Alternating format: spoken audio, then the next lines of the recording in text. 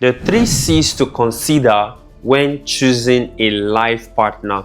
Number one, convictions, right? Your beliefs and values solidify your decision regarding whom to marry.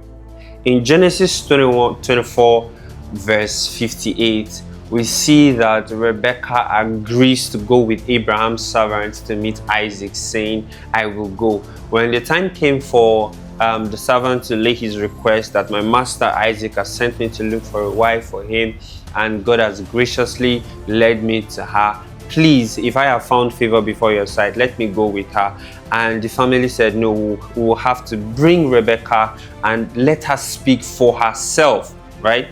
This decision is made after her family consult her and ask if she will accompany the servant to Canaan, right? This passage in Genesis 24 verse 58 highlights her willingness to leave her family home to marry a man that she has never met. And this is demonstrating faith and trust in God's plan. So you've got to be convinced that this is the person that God is leading you to. This is the person that God wants you to spend the rest of your life with. Rebecca's family then calls her to ask her, are you willing to go with this man?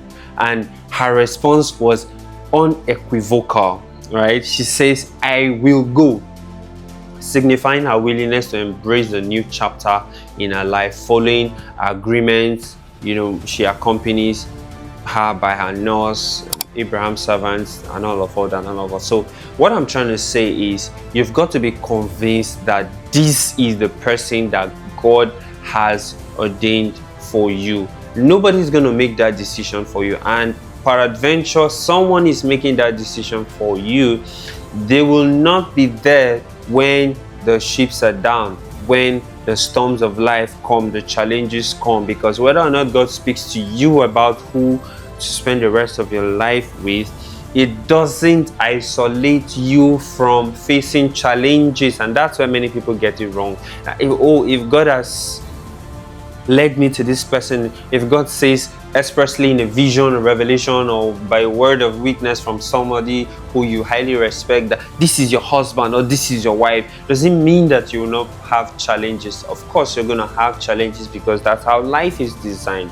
Life is full of challenges, and marriage is no different.